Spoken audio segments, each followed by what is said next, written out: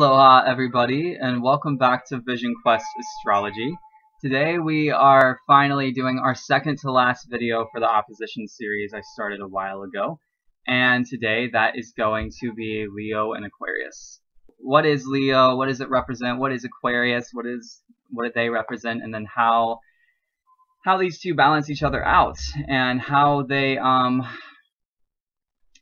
basically want the same thing but are going about it in two different ways, and how they are also very complementary. So Leo is the light of the sun. It is I wouldn't say Leo's the life of the party. Leo is the fucking party itself, okay? Like I have grown to love Leo so much, and I feel like let's just go right there, love. Leo to me is the sign of love. They have a heart that is so explosive with this love, and they just want everybody to be included in that. But because they put a lot of effort into it, and because it's an energy that is so heart-filled, a lot of times they just want to be recognized and seen for that love. I would say it is the sign of confidence, and people that are maybe a little bit more reserved and don't quite put themselves out there like that, maybe aren't going to say jealous of it, but they just don't really understand it because they're a more of behind the scenes kind of person. Leo is definitely not that. I have a musical when I think of Leo, because a musical is a mixture of acting, singing, and dancing all at the same time, and nobody can pull off three of those the way that a Leo does. And it is absolutely...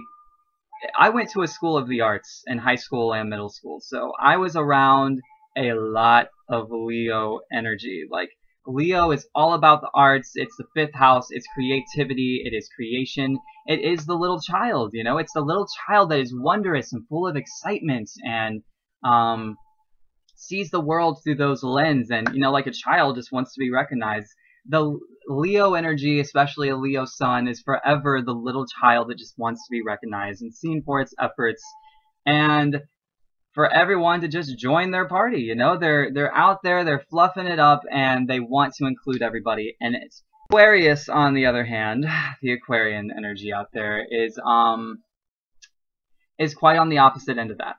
Whereas Leo is kind of going about this kind of extravagant recognition thing, and it's very attached because it has a very love-like nature. Aquarius is very creative like Leo.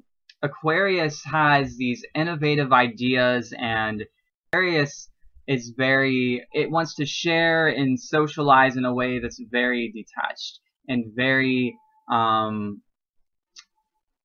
just different.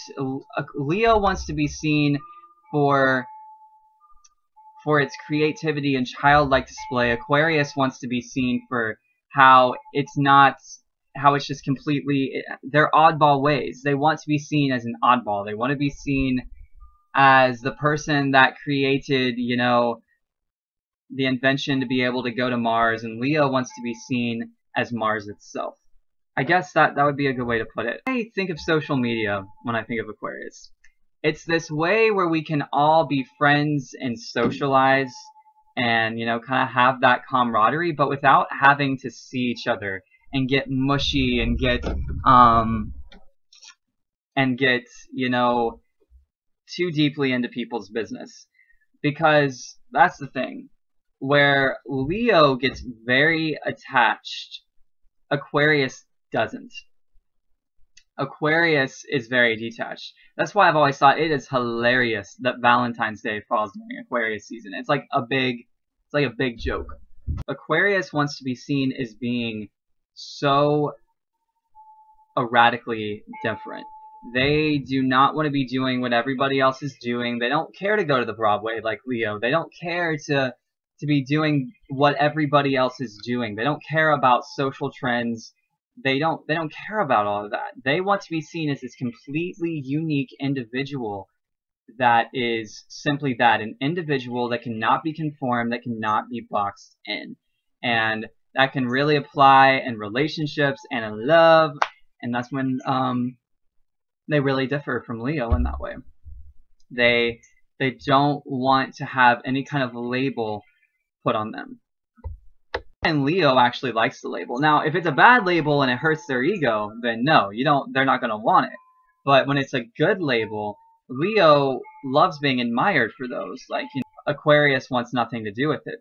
They want the label that's so far out there that you can't find a word for it. And so they're just over there on Uranus doing their thing, and then there's Leo over on the Sun just brightening it up for everybody. And they really share to me as an ego. In two different ways, Leo really, their heart is wrapped up in their ego.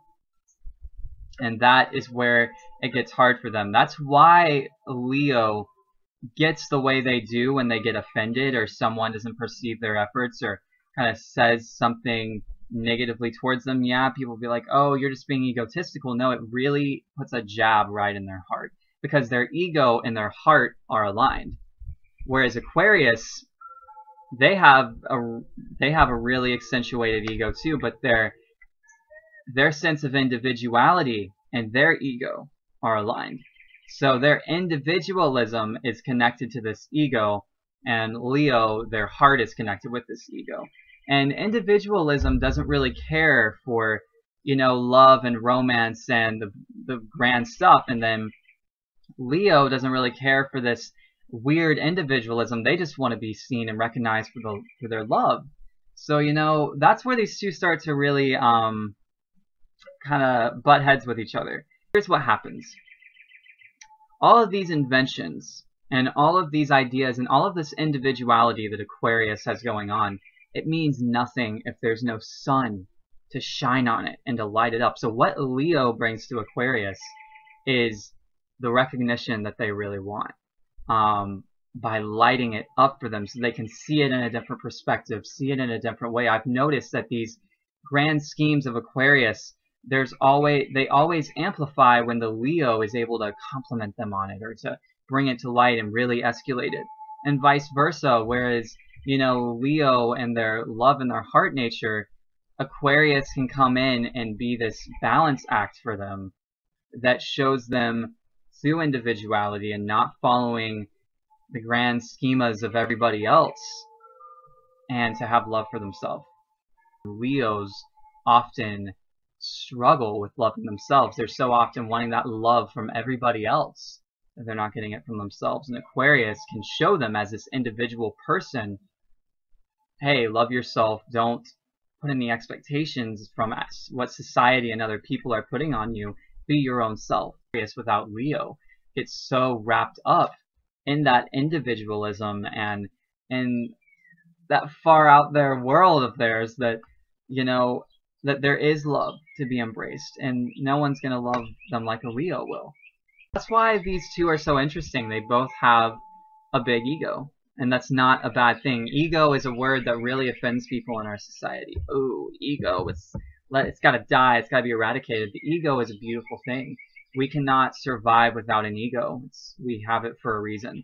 It's just when it gets out of control, and these two can show each other how to keep it in line and show them a different perspective of ego to keep going and to love each other. And so Leo can go be in the theater, and Aquarius can go build a rocket that takes us to Mars and lets human activity start happening there, That is the point of these two. So it is a beautiful opposition, you guys.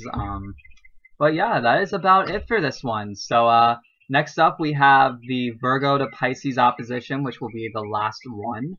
Super excited. And then yeah, as I've said in the last few, I'm getting my website up together right now, visionquesthealing.com. I'm going to be offering all kinds of astrology goodies on there and other things. And in the meantime, email me at visionquestastro@hotmail.com if you would like a very discounted reading and the time that I'm getting this website up and together.